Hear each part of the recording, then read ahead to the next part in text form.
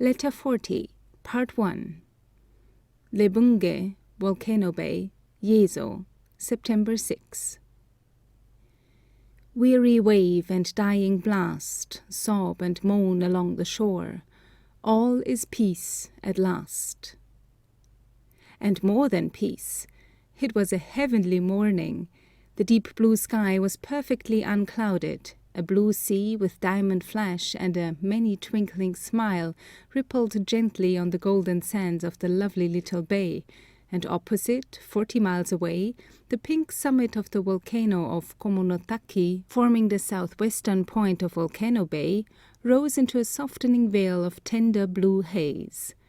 There was a balmy breeziness in the air and tawny tints upon the hill, patches of gold in the wood, and the scarlet spray here and there heralded the glories of the advancing autumn. As the day began, so it closed. I should like to have detained each hour as it passed. It was thorough enjoyment. I visited a good many of the Mororan Ainos, saw their well-grown bear in its cage, and, tearing myself away with difficulty at noon, crossed a steep hill and a wood of scrub oak, and then followed a trail which runs on the amber sands close to the sea, crosses several small streams, and passes the lonely Ainu village of Maripu, the ocean always on the left and wooded ranges on the right, and in front an apparent bar to farther progress in the volcano of Uzutaki, an imposing mountain, rising abruptly to a height of nearly 3,000 feet, I should think. In Yezo, as on the main island, one can learn very little about any prospective route. Usually, when one makes an inquiry, a Japanese puts on a stupid look, giggles, tucks his thumbs into his girdle, hitches up his garments, and either professes perfect ignorance or gives one some vague second-hand information, though it is quite possible that he may have been over every foot of the ground himself more than once. Whether suspicion of your motives in asking, or a fear of compromising himself by answering, is at the bottom of this, I don't know, but it is most exasperating to a traveller. In Hakodate I failed to see Captain Blackiston, who has walked round the whole Yezo seaboard, and all I was able to learn regarding this route was that the coast was thinly peopled by Ainos, that there were government horses which could be got, and that one could sleep where one got them, that rice and salt fish were the only food, that there were many bad rivers, and that the road went over bad mountains, that the only people who went that way were government officials twice a year, that one could not get on more than 4 miles a day, that the roads over the passes were all big stones, etc., etc. So this Uzutaki took me altogether by surprise, and for a time confounded all my carefully constructed notions of locality. I had been told that the one volcano in the bay was Komonotaki, near Mori, and this I believed to be 80 miles off. And there, confronting me, within a distance of 2 miles, was this grand, splintered, vermilion-crested thing, with a far nobler aspect than that of the volcano, with a curtain range in front, deeply scored, and slashed with ravines and abysses whose purple gloom was unlighted even by the noonday sun. One of the peaks was emitting black smoke from a deep crater, another steam and white smoke from various rents and fissures in its side, vermilion peaks, smoke, and steam all rising into a sky of brilliant blue, and the atmosphere was so clear that I saw everything that was going on there quite distinctly, especially when I attained an altitude exceeding that of the curtain range. It was not for 2 days that I got a correct idea of its geographical situation, but I was not long in finding out that it was not Komonotaki. There is much volcanic activity about it. I saw a glare from it last night 30 miles away. The Ainos said that it was a god, but did not know its name, nor did the Japanese who were living under its shadow. At some distance from it in the interior rises a grand dome-like mountain, Shiribetsan, and the whole view is grand. A little beyond Mombetsu flows the river Osharu, one of the largest of the Yezo streams. It was much swollen by the previous day's rain, and as the ferry boat was carried away, we had to swim it, and the swim seemed very long. Of course, we and the baggage got very wet. The coolness with which the Aino guide took to the water without giving us any notice that its broad eddying flood was a swim and not a ford was very amusing. From the top of a steepish ascent beyond the Osharugawa, there is a view into what looks like a very lovely lake, with wooded promontories and little bays, and rocky capes in miniature, and little heights, on which Aino houses with tawny roofs are clustered. And then the track dips suddenly, and deposits one, not by a lake at all, but on Uzu Bay, an inlet to the Pacific, much broken up into coves, and with a very narrow entrance, only obvious from a few points. Just as the track touches the bay, there is a road post with a prayer wheel in it, and by the shore an upright stone of very large size, inscribed with Sanskrit characters, near to a stone staircase and a gateway in a massive stone-faced embankment, which looked much out of keeping with the general wildness of the place. On a rocky promontory in a wooded cove there is a large, rambling house, greatly out of repair, inhabited by a Japanese man and his son, who are placed there to look after government interests, exiles among 500 Ainos. From among the number of rat-haunted rambling rooms which had once been handsome, I chose one opening on a yard or garden with some distorted yews in it, but found that the great gateway and the amado had no bolts, and that anything might be appropriated by anyone with dishonest intentions. But the housemaster and his son, who have lived for 10 years among the Ainos and speak their language, say that nothing is ever taken, and that the Ainos are thoroughly honest and harmless.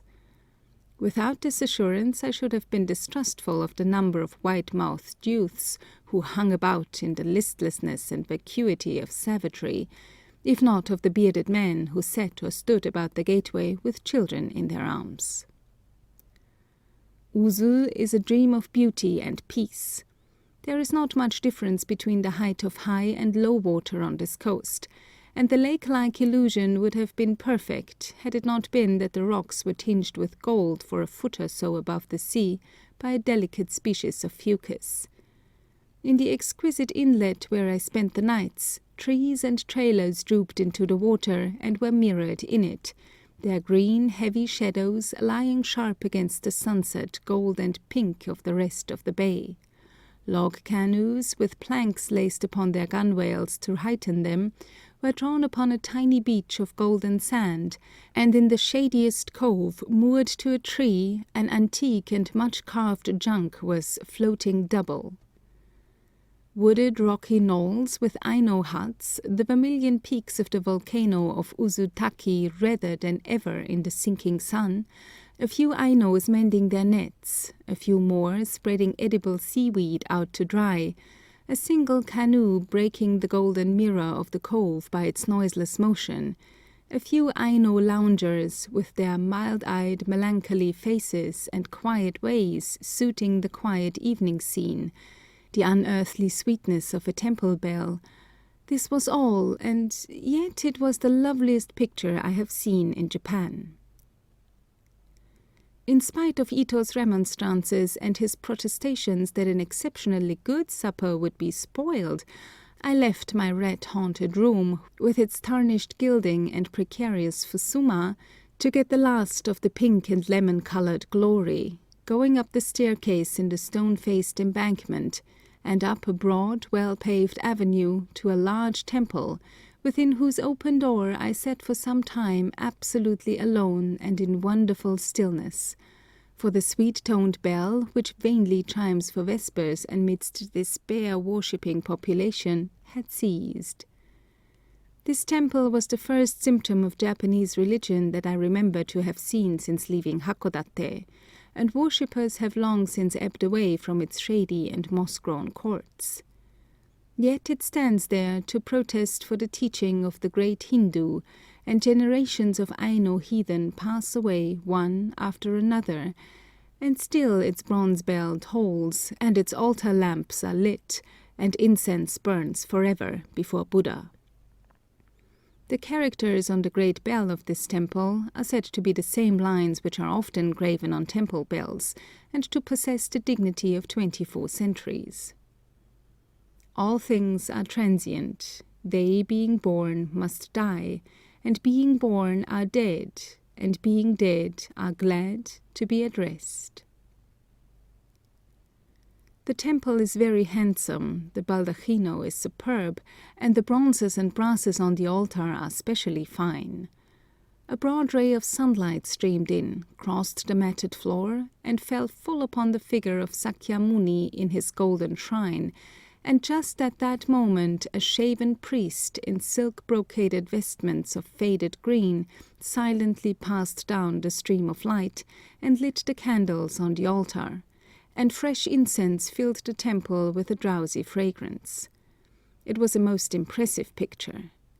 His curiosity evidently shortened his devotions, and he came and asked me where I had been and where I was going, to which, of course, I replied in excellent Japanese, and then stuck fast. Along the paved avenue, besides the usual stone trough for holy water, there are on one side the 1,000-armed Kwannon, a very fine relief, and on the other a Buddha throned on the eternal lotus blossom with an iron staff, much resembling a crozier, in his hand, and that eternal apathy on his face which is the highest hope of those who hope at all.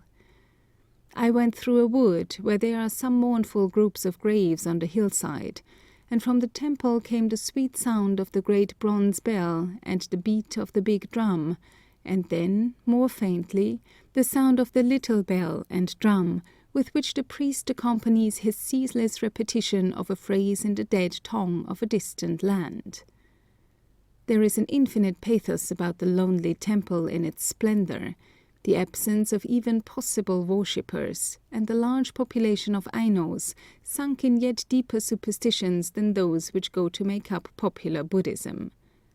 I sat on a rock by the bay till the last pink glow faded from Uzutaki and the last lemon stain from the still water, and a beautiful crescent which hung over the wooded hill had set, and the heavens blazed with stars. 10,000 stars were in the sky, 10,000 in the sea, and every wave with dimpled face that leapt upon the air had caught a star in its embrace and held it trembling there.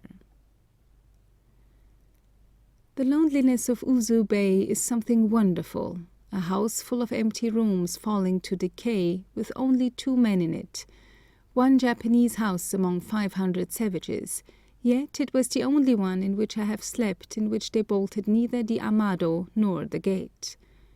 During the night the amado fell out of the worn-out grooves with a crash, knocking down the shoji, which fell on me, and rousing Ito, who rushed into my room half asleep, with a vague vision of bloodthirsty Ainus in his mind.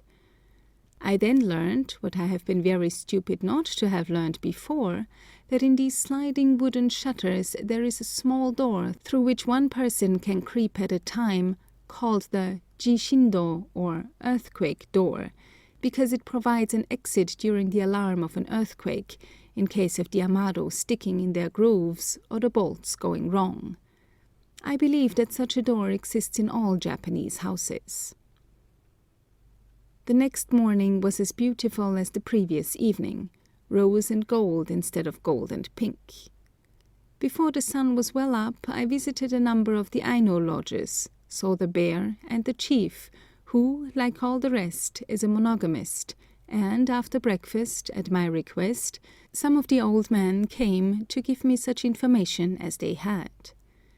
These venerable elders sat cross-legged in the veranda, the housemaster's son, who kindly acted as interpreter, squatting Japanese fashion at the side, and about 30 Ainus, mostly women with infants, sitting behind. I spent about 2 hours in going over the same ground as at Biratori, and also went over the words, and got some more, including some synonyms. the click of the TS before the CH at the beginning of a word is strongly marked among these Ainos. Some of their customs differ slightly from those of their brethren of the interior, especially as to the period of seclusion after a death, the non-allowance of polygamy to the chief, and the manner of killing the bear at the annual festival. Their ideas of metempsychosis are more definite, but this, I think, is to be accounted for by the influence and proximity of Buddhism. They spoke of the bear as their chief god, and next the sun and fire. They said that they no longer worship the wolf, and that though they call the volcano and many other things kamoi, or god, they do not worship them. I ascertained beyond doubt that worship with them means simply making libations of sake and drinking to the god, and that it is unaccompanied by petitions or any vocal or mental act. These Ainos are as dark as the people of southern Spain, and very hairy. Their expression is earnest and pathetic, and when they smiled, as they did when I could not pronounce their words, their faces had a touching sweetness which was quite beautiful, and European, not Asiatic. Their own impression is that they are now increasing in numbers after diminishing for many years. I left Uzu sleeping in the loveliness of an autumn noon with great regret. No place that I have seen has fascinated me so much. Letter 40, Part 2. A charge of 3 sen per ri more for the horses for the next stage, because there were such bad mountains to cross, prepared me for what followed, many miles of the worst road for horses I ever saw. I should not have complained if they had charged double the price. As an almost certain consequence, it was one of the most picturesque routes I have ever travelled. For some distance, however, it runs placidly along by the seashore, on which big, blue, foam-crested rollers were disporting themselves noisily, and passes through several Aino hamlets, and the Aino village of Abutta, with 60 houses, rather a prosperous-looking place, where the cultivation was considerably more careful, and the people possessed a number of horses. Several of the houses were surrounded by bears' skulls, grinning from between the forked tops of high poles, and there was a well-grown bear ready for his doom and apotheosis. In nearly all the houses a woman was weaving bark cloth, with the hook which holds the web fixed into the ground several feet outside the house. At a deep river called the Nopokobetse, which emerges from the mountains close to the sea, we were ferried by an Aino completely covered with hair, which on his shoulders was wavy like that of a retriever, and rendered clothing quite needless neither for covering or warmth. A wavy black beard rippled nearly to his waist over his furry chest, and with his black locks hanging in masses over his shoulders, he would have looked a thorough savage had it not been for the exceeding sweetness of his smile and eyes. The Volcano Bay Ainos are far more hairy than the mountain Ainos, but even among them it is quite common to see men not more so than vigorous Europeans, and I think that the hairiness of the race as a distinctive feature has been much exaggerated, partly by the smooth-skinned Japanese. The ferry scow was nearly upset by our 4 horses beginning to fight. At first one bit the shoulders of another, then the one attacked uttered sharp squeals, and returned the attack by striking with his forefeet, and then there was a general melee of striking and biting, till some ugly wounds were inflicted. I have watched fights of this kind on a large scale every day in the corral. The miseries of the Yezo horses are the great drawback of Yezo travelling. They are brutally used, and are covered with awful wounds from being driven at a fast scramble, with the rude ungirthed pack saddle and its heavy load rolling about on their backs, and they are beaten unmercifully over their eyes and ears with heavy sticks. Ito has been barbarous to these gentle, little prized animals ever since we came to Yezo. He has vexed me more by this than by anything else, especially as he never dared even to carry a switch on the main island, either from fear of the horses or their owners. Today he was beating the baggage horse unmercifully when I rode back and interfered with some very strong language, saying, "You are a bully, and, like all bullies, a coward." Imagine my aggravation when, at our first halt, he brought out his notebook, as usual, and quietly asked me the meaning of the words bully and coward. It was perfectly impossible to explain them, so I said a bully was the worst name I could call him, and that a coward was the meanest thing a man could be. Then the provoked boy said, "Is bully a worse name than devil?" "Yes, far worse," I said, on which he seemed rather crestfallen, and he has not beaten his horse since, in my sight at least. The breaking in process is simply breaking the spirit, by an hour or two of such atrocious cruelty as I saw at Shiraoi, at the end of which the horse, covered with foam and blood and bleeding from mouth and nose, falls down exhausted. Being so ill-used, they have all kinds of tricks, such as lying down in fords, throwing themselves down head foremost and rolling over pack and rider, bucking and resisting attempts to make them go otherwise than in single file. Instead of bits, they have bars of wood on each side of the mouth, secured by a rope through the nose and chin. When horses which have been broken with bits gallop, they put up their heads till the nose is level with the ears, and it is useless to try either to guide or check them. They are always wanting to join the great herds on the hillside or seashore, from which they are only driven down as they are needed. In every Yezo village the first sound that one hears at break of day is the gallop of 40 or 50 horses, pursued by an Ainu, who has hunted them from the hills. A horse is worth from 28 shillings upwards. They are very sure-footed when their feet are not sore, and cross a stream or chasm on a single rickety plank, or walk on a narrow ledge above a river or gulch without fear. They are barefooted, their hoofs are very hard, and I am glad to be rid of the perpetual tying and untying and replacing of the straw shoes of the well-cared-for horses of the main island. A man rides with them, and for a man and 3 horses the charge is only 6d. for each 2½ miles. I am now making Ito ride in front of me, to make sure that he does not beat or otherwise misuse his beast. After crossing the Nopkobetsu, from which the fighting horses have led me to make so long a digression, we went right up into the Bad Mountains, and crossed the 3 tremendous passes of Lebungetoge. Except by saying that this disused bridle track is impassable, people have scarcely exaggerated its difficulties. One horse broke down on the first pass, and we were long delayed by sending the Ainu back for another. Possibly these extraordinary passes do not exceed 1,500 feet in height, but the track ascends them through a dense forest with most extraordinary abruptness, to descend as abruptly, to rise again sometimes by a series of nearly washed-away zigzags, at others by a straight, ladder-like ascent deeply channeled, the bottom of the trough being filled with rough stones, large and small, or with ledges of rock with an entangled mass of branches and trailers overhead, which render it necessary to stoop over the horse's head while he is either fumbling, stumbling, or tumbling among the stones in a gash a foot wide, or else is awkwardly leaping up broken rock steps nearly the height of his chest, the whole performance consisting of a series of scrambling jerks at the rate of a mile an hour.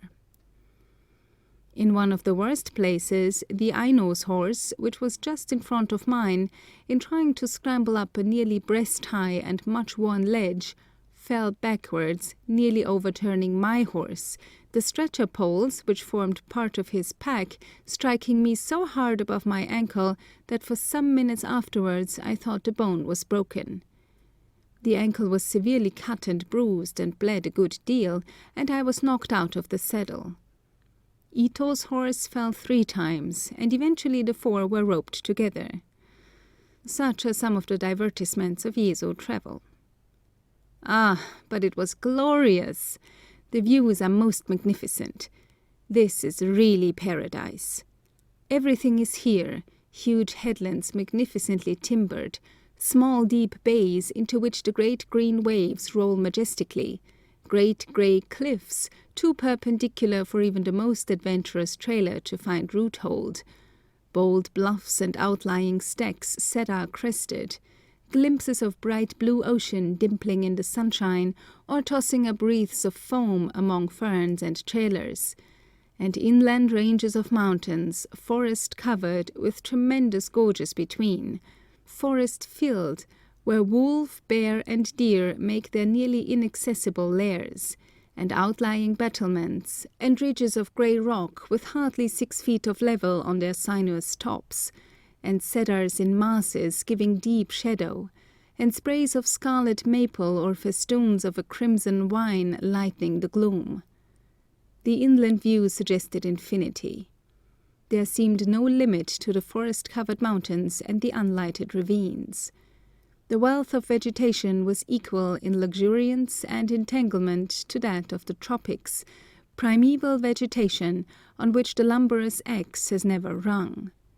Trees of immense height and girth, especially the beautiful Salisburia adiantifolia, with its small fan-shaped leaves, all matted together by riotous lianas, rise out of an impenetrable undergrowth of the dwarf, dark-leaved bamboo, which, dwarf as it is, attains a height of 7 feet, and all is dark, solemn, soundless, the haunt of wild beasts, and of butterflies and dragonflies of the most brilliant colours. There was light without heat, leaves and streams sparkled, and there was nothing of the half-smothered sensation which is often produced by the choking greenery of the main island, for frequently, far below, the Pacific flashed in all its sunlit beauty, and occasionally we came down unexpectedly on a little cove with abrupt cedar-crested headlands and stacks, and a heavy surf rolling in with the deep thunder music which alone breaks the stillness of this silent land. There was one tremendous declivity where I got off to walk, but found it too steep to descend on foot with comfort. You can imagine how steep it was when I tell you that the deep groove being too narrow for me to get to the side of my horse, I dropped down upon him from behind, between his tail and the saddle, and so scrambled on. The sun had set, and the dew was falling heavily when the track dipped over the brow of a headland, becoming a waterway so steep and rough that I could not get down it on foot without the assistance of my hands, and terminating on a lonely little bay of great beauty, walled in by impracticable-looking headlands, which was the entrance to an equally impracticable-looking, densely wooded valley running up among densely wooded mountains. There was a margin of grey sand above the sea, and on this the skeleton of an enormous whale was bleaching. 2 or 3 large dugouts, with planks laced with stout fibre on their gunwales, and some bleached driftwood lay on the beach, the foreground of a solitary, rambling, dilapidated grey house, bleached like all else, where 3 Japanese men with an old Ainu servant live, to look after government interests, whatever these may be, and keep rooms and horses for government officials, a great boon to travellers who, like me, are belated here. Only 1 person has passed Lebungé this year, except 2 officials and a policeman. There was still a red glow on the water, and 1 horn of a young moon appeared above the wooded headland, but the loneliness and isolation are overpowering, and it is enough to produce madness to be shut in forever with the thunder of the everlasting surf, which compels one to raise one's voice in order to be heard. In the wood, half a mile from the sea, there is an Ainu village of 30 houses, and the appearance of a few of the savages gliding noiselessly over the beach in the twilight added to the ghastliness and loneliness of the scene. The horses were unloaded by the time I arrived, and several courteous Ainos showed me to my room, opening on a small courtyard with a heavy gate. The room was musty, and, being rarely used, swarmed with spiders. A saucer of fish oil and a wick rendered darkness visible, and showed faintly the dark, pathetic faces of a row of Ainos in the veranda, who retired noiselessly with their graceful salutation when I bade them good night. Food was hardly to be expected, yet they gave me rice, potatoes, and black beans boiled in equal parts of brine and syrup, which are very palatable. The cuts and bruises of yesterday became so very painful with the cold of the early morning that I have been obliged to remain here. Letter 41. Hakodate, September 12. Lebunge is a much fascinating place in its awful isolation. The housemaster was a friendly man and much attached to the Ainos. If other officials entrusted with Ainu concerns treat the Ainos as fraternally as those of Uzu and Lebunge, there is not much to lament. This man also gave them a high character for honesty and harmlessness, and asked if they might come and see me before I left. So 20 men, mostly carrying very pretty children, came into the yard with the horses. They had never seen a foreigner, but, either from apathy or politeness, they neither stare nor press upon one as the Japanese do, and always make a courteous recognition. The bearskin housing of my saddle pleased them very much, and my boots of unblacked leather, which they compared to the deer-hide moccasins which they wear for winter hunting. Their voices were the lowest and most musical that I have heard, incongruous sounds to proceed from such hairy, powerful-looking men. Their love for their children was most marked. They caressed them tenderly and held them aloft for notice, and when the housemaster told them how much I admired the brown, dark-eyed, winsome creatures, their faces lighted with pleasure, and they saluted me over and over again. These, like other Ainos, utter a short screeching sound when they are not pleased, and then one recognizes the savage. These Lebunge Ainos differ considerably from those of the eastern villages, and I have again to notice the decided sound or click of the ts at the beginning of many words.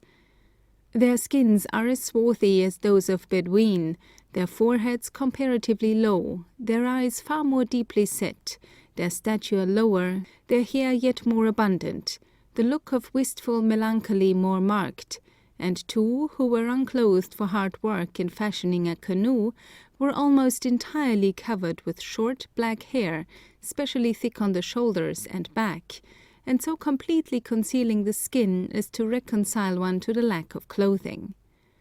I noticed an enormous breadth of chest and a great development of the muscles of the arms and legs. All these Ainos shave their hair off for 2 inches above their brows, only allowing it there to attain the length of an inch. Among the well-clothed Ainos in the yard there was one smooth-skinned, concave-chested, spindle-limbed, yellow Japanese, with no other clothing than the decorated bark cloth apron which the Ainos wear in addition to their coats and leggings. Escorted by these gentle, friendly savages, I visited their lodges, which are very small and poor, and in every way inferior to those of the mountain Ainos. Their women are short and thick-set, and most uncomely. From their village I started for the longest, and by reputation the worst, stage of my journey, 17 miles, the first 10 of which are over mountains. So solitary and disused is this track that on a 4 days' journey we have not met a human being.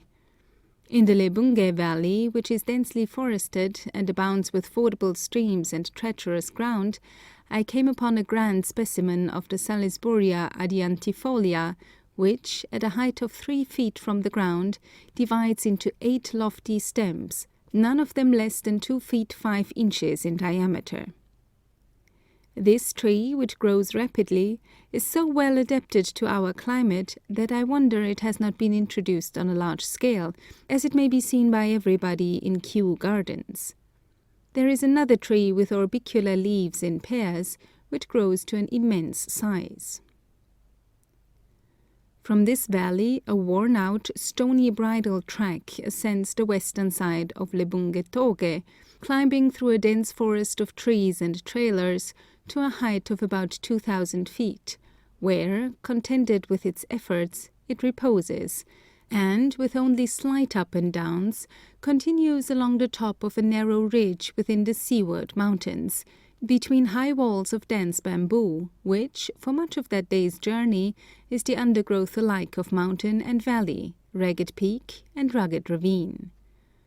The scenery was as magnificent as on the previous day. A guide was absolutely needed, as the track ceased altogether in one place, and for some time the horses had to blunder their way along a bright rushing river, swirling rapidly downwards, heavily bordered with bamboo, full of deep holes, and made difficult by trees which have fallen across it. There Ito, whose horse could not keep up with the others, was lost, or rather lost himself, which led to a delay of 2 hours. I have never seen grander forest than on that 2 days' ride.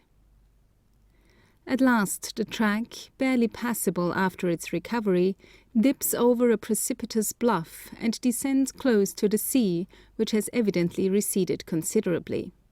Thence it runs for 6 miles on a level, sandy strip, covered near the sea with a dwarf bamboo about 5 inches high, and farther inland with red roses and blue campanula. At the foot of the bluff there is a ruinous Japanese house, where an Ainu family has been placed to give shelter and rest to any who may be crossing the pass. I opened my bento bako of red lacquer, and found that it contained some cold, waxy potatoes, on which I dined, with the addition of some tea, and then waited wearily for Ito, for whom the guide went in search. The house and its inmates were a study.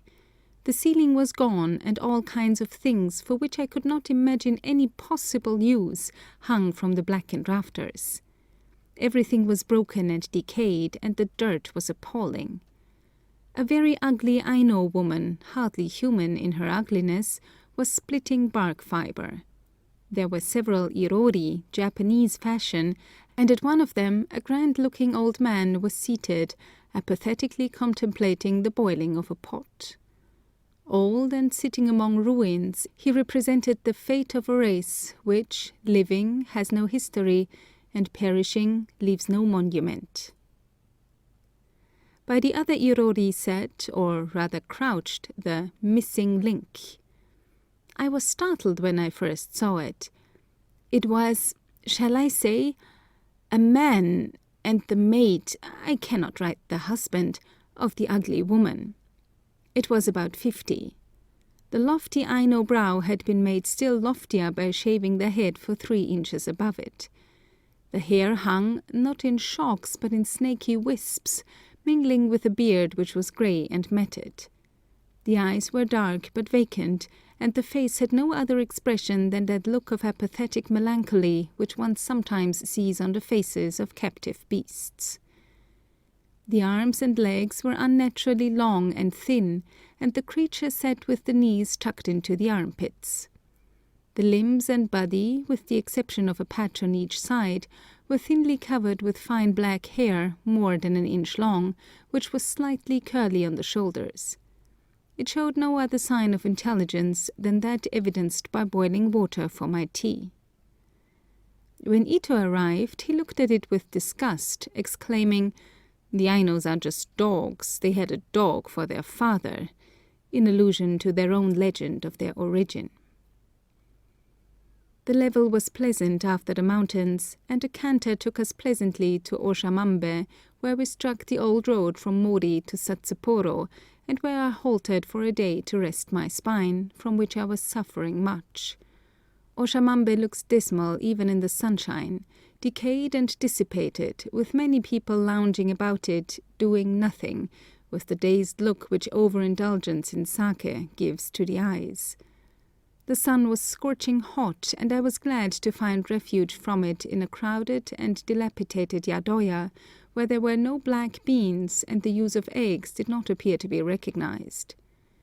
My room was only enclosed by shoji, and there were scarcely 5 minutes of the day in which eyes were not applied to the finger holes with which they were liberally riddled, and during the night one of them fell down, revealing 6 Japanese sleeping in a row, each head on a wooden pillow.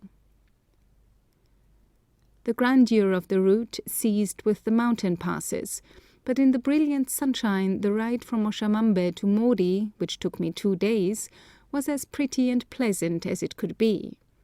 At first we got on very slowly, as besides my 4 horses there were 4 led ones going home, which got up fights and entangled their ropes, and occasionally lay down and rolled, and besides these there were 3 foals following their mothers, and if they stayed behind, the mares hung back neighing, and if they frolicked ahead, the mares wanted to look after them, and the whole string showed a combined inclination to dispense with their riders and join the many herds of horses which we passed.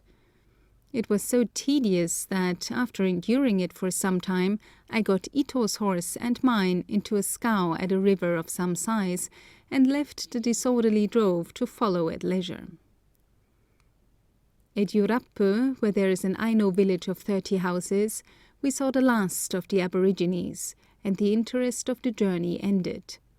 Strips of hard sand below high water mark, strips of red roses, ranges of wooded mountains, rivers deep and shallow, a few villages of old grey houses amidst grey sand and bleaching driftwood, and then came the river Yurapu, a broad deep stream, navigable in a canoe for 14 miles. The scenery there was truly beautiful in the late and splendid afternoon. The long blue waves rolled on shore, each one crested with light as it curled before it broke, and hurled its snowy drift for miles along the coast with a deep booming music. The glorious inland view was composed of 6 ranges of forest-covered mountains, broken, chasmed, caverned, and dark with timber, and above them bald grey peaks rose against the green sky of singular purity.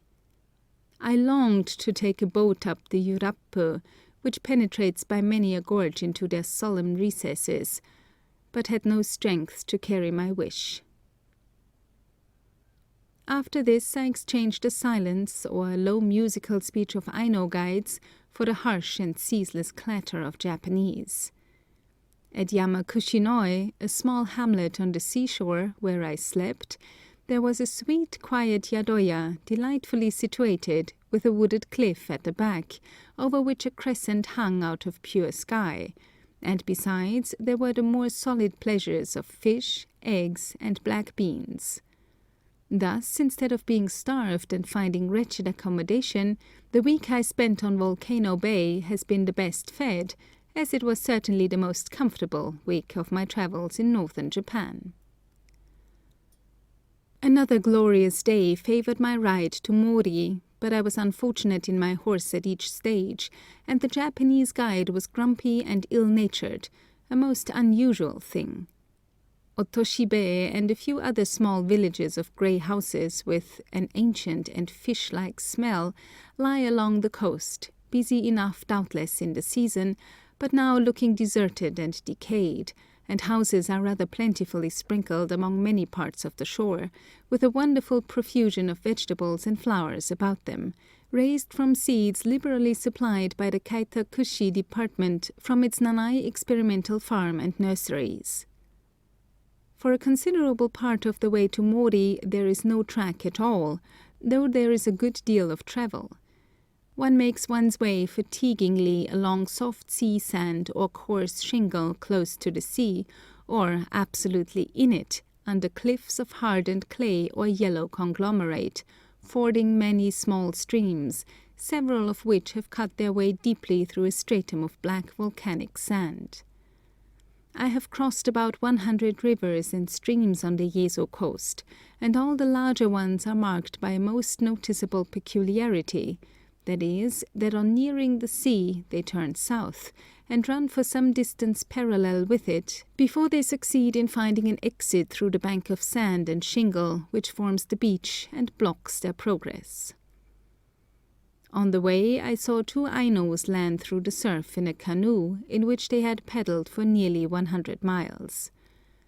A river canoe is dug out of a single log, and 2 men can fashion one in 5 days, but on examining this one, which was 25 feet long, I found that it consisted of 2 halves, laced together with very strong bark fibre for their whole length, and with high sides also laced on. They consider that they are stronger for rough sea and surf work when made in 2 parts. Their bark fibre rope is beautifully made, and they twist it of all sizes, from twine up to a 9-inch hawser. Beautiful as the blue ocean was, I had too much of it, for the horses were either walking in a lather of sea foam, or were crowded between the cliff and the sea, every larger wave breaking over my foot and irreverently splashing my face, and the surges were so loud-tongued and incessant, throwing themselves on the beach with a tremendous boom, and drawing the shingle back with them with an equally tremendous rattle, so impolite and noisy, bent only on showing their strength, reckless, rude, self-willed, and inconsiderate. This purposeless display of force and this incessant waste of power, and the noisy self-assertion in both, approach vulgarity. Towards evening we crossed the last of the bridgeless rivers, and put up at Mori, which I left 3 weeks before, and I was very thankful to have accomplished my object without disappointment, disaster, or any considerable discomfort. Had I not promised to return Ito to his master by a given day, I should like to spend the next 6 weeks in the Yezo wilds, for the climate is good, the scenery beautiful, and the objects of interest are many. Another splendid day favoured my ride from Mori to Togenoshita, where I remained for the night, and I had exceptionally good horses for both days, though the one which Ito rode, while going at a rapid scramble, threw himself down 3 times and rolled over to rid himself from flies. I had not admired the wood between Mori and Ginzainoma, the lakes, on the sullen grey day on which I saw it before, but this time there was an abundance of light and shadow and solar glitter, and many a scarlet spray and crimson trailer, and many a maple flaming in the valleys, gladdened me with the music of colour. From the top of the pass beyond the lakes there is a grand view of the volcano in all its nakedness, with its lava beds and fields of pumice, with the lakes of Onuma, Konuma, and Ginzainoma, lying in the forests at its feet, and from the top of another hill there is a remarkable view of windy Hakodate, with its headland looking like Gibraltar. The slopes of this hill are covered with the Aconitum japonicum, of which the Ainus make their arrow poison. The yadoya at Togenoshita was a very pleasant and friendly one, and when Ito woke me yesterday morning, saying, "Are you sorry that it's the last morning? I am." I felt we had one subject in common, for I was very sorry to end my pleasant Yezo tour, and very sorry to part with the boy who had made himself more useful and invaluable even than before. It was most wearisome to have Hakodate in sight for 12 miles, so near across the bay, so far across the long, flat, stony strip which connects the headland upon which it is built with the mainland. For about 3 miles the road is rudely macadamized, and as soon as the barefooted horses get upon it, they seem lame of all their legs. They hang back, stumbling, dragging, edging to the side, and trying to run down every opening, so that when we got into the interminable main street, I sent Ito to the consulate for my letters, and dismounted, hoping that as it was raining I should not see any foreigners. But I was not so lucky, for first I met Mr. Denning, and then, seeing the consul and Dr. Hepburn coming down the road, evidently dressed for dining in the flagship and looking spruce and clean, I dodged up an alley to avoid them. But they saw me, and did not wonder that I wished to escape notice, for my old Beto's hat, my torn green paper waterproof, and my riding skirt and boots were not only splashed but caked with mud, and I had the general look of a person fresh from the wilds. ILB. Itinerary of tour in Yezo. Hakodate to Ginzainoma. 4 Japanese houses. 7 ri, 18 cho. Hakodate to Mori, 105 Japanese houses, 4 ri. Hakodate to Mororan, 57 Japanese houses, 11 ri. Hakodate to Horobetsu, 18 Japanese, 47 Ainu houses, 5 ri, 1 cho. Hakodate to Shiraoi, 11 Japanese, 51 Ainu houses, 6 ri, 32 cho. Hakodate to Tomakomai, 38 Japanese houses, 5 ri, 21 cho. Hakodate to Yubetsu, 7 Japanese, 3 Ainu houses, 3 ri, 5 cho. Hakodate to Sarufuto, 63 Japanese houses, 7 ri, 5 cho.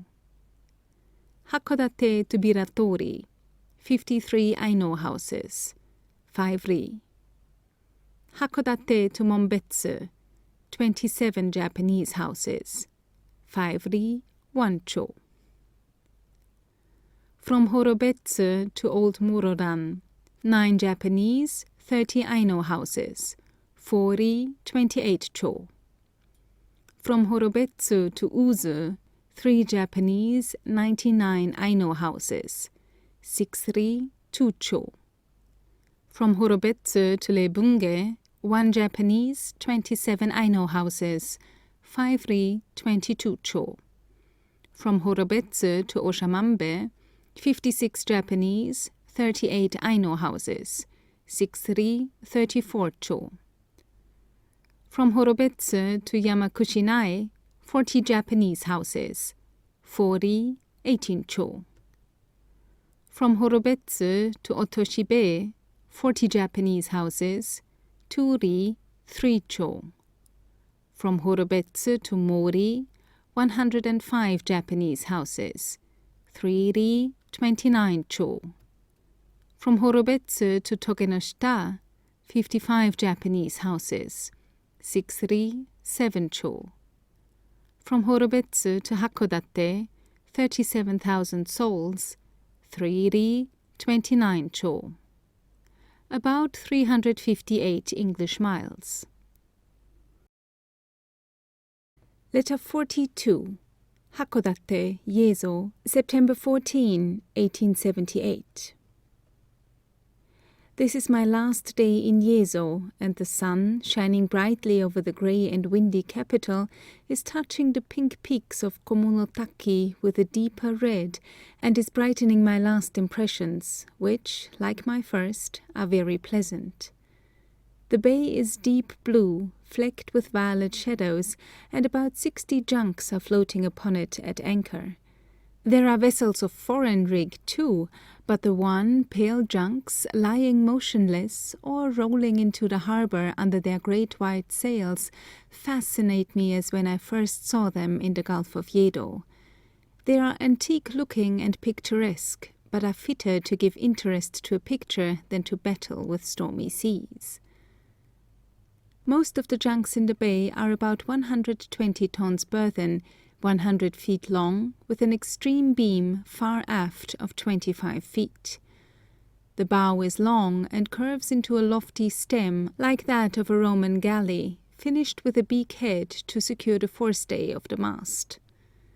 This beak is furnished with 2 large goggle eyes. The mast is a ponderous spar, 50 feet high, composed of pieces of pine, pegged, glued, and hooped together. A heavy yard is hung amidships. The sail is an oblong of widths of strong white cotton, artistically puckered, not sewn together, but laced vertically, leaving a decorative lacing 6 inches wide between each 2 widths. Instead of reefing in a strong wind, a width is unlaced so as to reduce the canvas vertically, not horizontally.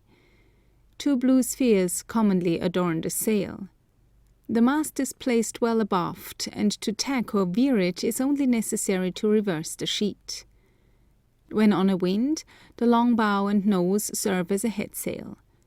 The high, square piled-up stern, with its antique carving and the sides with their letter-work, are wonderful, together with the extraordinary size and projection of the rudder and the length of the tiller.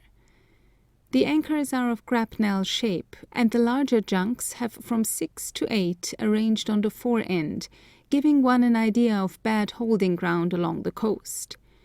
They really are much like the shape of a Chinese small-footed woman's shoe and look very unmanageable. They are of unpainted wood and have a wintry, ghastly look about them. I have parted with Ito finally today, with great regret. He has served me faithfully, and on most common topics I can get much more information through him than from any foreigner. I miss him already, though he insisted on packing for me as usual and put all my things in order. His cleverness is something surprising. He goes to a good, manly master who will help him to be good and set him a virtuous example, and that is a satisfaction. Before he left, he wrote a letter for me to the governor of Mororan, thanking him on my behalf for the use of the kuruma and other courtesies. Letter 43. HBM's Legation, Yedo, September 21st. A placid sea, which after much disturbance had sighed itself to rest, and a high, steady barometer promised a 50 hours passage to Yokohama, and when Dr. and Mrs. Hepburn and I left Hakodate by moonlight on the night of the 14th, as the only passengers in the Hyogo Maru, Captain Moore, her general, pleasant master, congratulated us on the rapid and delightful passage before us, and we separated at midnight with many projects for pleasant intercourse and occupation. But a more miserable voyage I never made, and it was not until the afternoon of the 17th that we crawled forth from our cabins to speak to each other. On the second day out, great heat came on with suffocating closeness. The mercury rose to 85 degrees, and in latitude 38 degrees 0 minutes north and longitude 141 degrees 30 minutes east, we encountered a typhoon, otherwise a cyclone, otherwise a revolving hurricane, which lasted for 25 hours and jettisoned the cargo. Captain Moore has given me a very interesting diagram of it, showing the attempts which he made to avoid its vortex, through which our course would have taken us, and to keep as much outside it as possible. The typhoon was succeeded by a dense fog, so that our 50-hour passage became 72 hours, and we landed at Yokohama near upon midnight on the 17th, to find traces of much disaster, the whole low-lying country flooded, the railway between Yokohama and the capital impassable, great anxiety about the rice crop, the air full of alarmist rumours, and paper money, which was about par when I arrived in May, at a discount of 13%. In the early part of this year, 1880, it has touched 42%. Late in the afternoon the railroad was reopened, and I came here with Mr. Wilkinson, glad to settle down to a period of rest and ease under this hospitable roof. The afternoon was bright and sunny, and Tokyo was looking its best. The long lines of yashikis looked handsome. The castle moat was so full of the gigantic leaves of the lotus that the water was hardly visible. The grass embankments of the upper moat were a brilliant green. The pines on their summits stood out boldly against the clear sky. The hill on which the legation stands looked dry and cheerful, and, better than all, I had a most kindly welcome from those who have made this house my home in a strange land. Tokyo is tranquil, that is, it is disturbed only by fears for the rice crop and by the fall in Satsu. The military mutineers have been tried, popular rumor says tortured, and 52 have been shot. The summer has been the worst for some years, and now dark heat, moist heat, and nearly ceaseless rain prevail. People have been reined up in their summer quarters.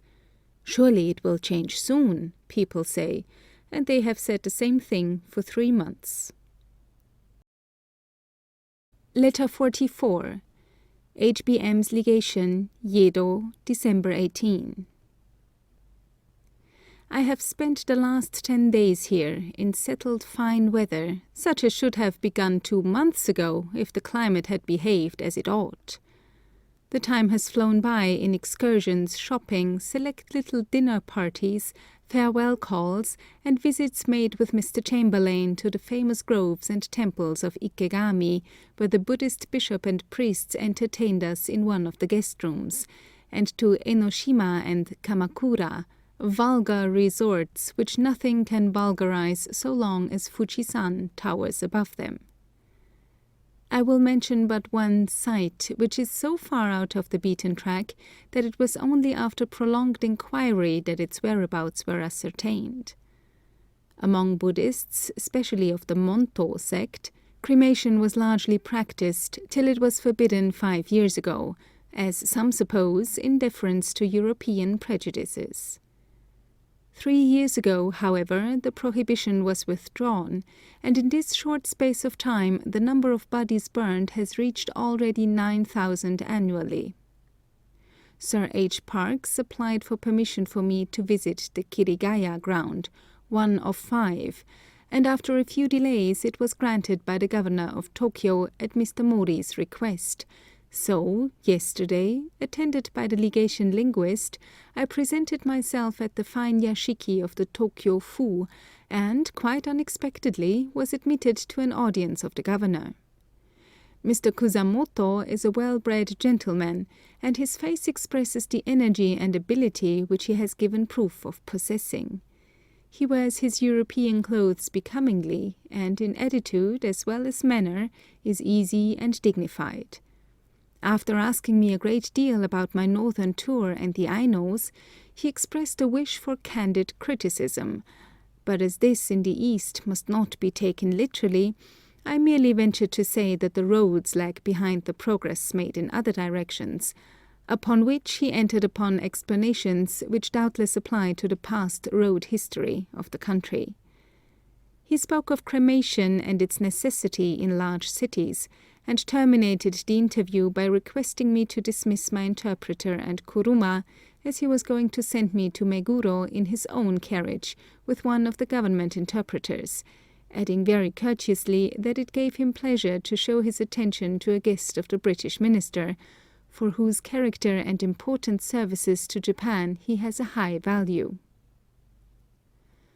An hour's drive, with an extra amount of yelling from the bettos, took us to a suburb of little hills and valleys, where red camellias and feathery bamboo against backgrounds of cryptomeria contrast with the grey monotone of British winters, and alighting at a farm road too rough for a carriage, we passed through fields and hedgerows to an erection which looks too insignificant for such solemn use. Don't expect any ghastly details.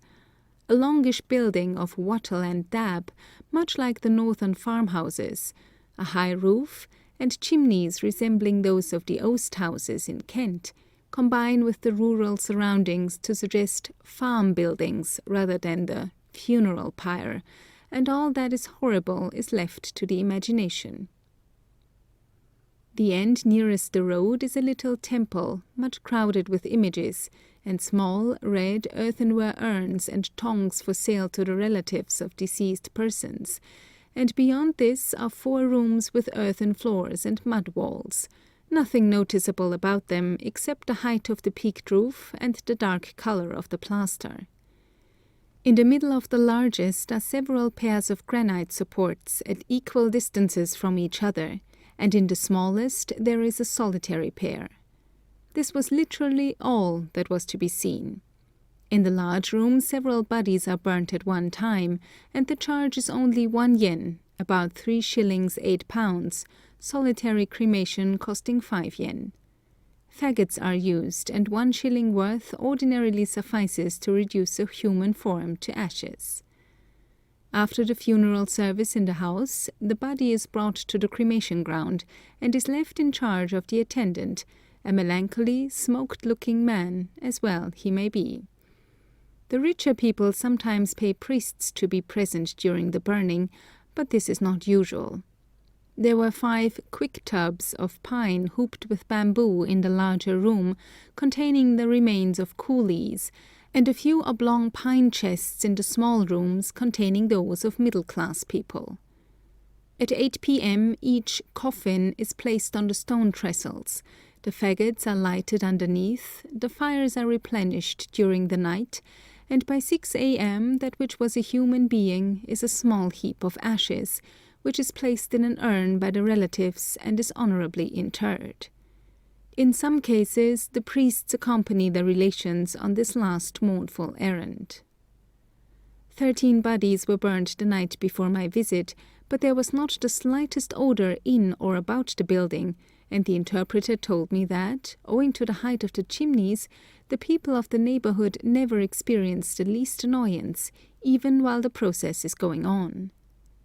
The simplicity of the arrangement is very remarkable, and there can be no reasonable doubt that it serves the purpose of the innocuous and complete destruction of the corpse, as well as any complicated apparatus, if not better, while its cheapness places it within the reach of the class which is most heavily burdened by ordinary funeral expenses. This morning the governor sent his secretary to present me with a translation of an interesting account of the practice of cremation and its introduction into Japan. SS Volga, Christmas Eve, 1878. The snowy dome of Fujisan, reddening in the sunrise, rose above the violet woodlands of Mississippi Bay as we steamed out of Yokohama on the 19th, and 3 days later I saw the last of Japan, a rugged coast lashed by a wintry sea. End of Unbeaten Tracks in Japan by Isabella L. Bird. Thanks for listening.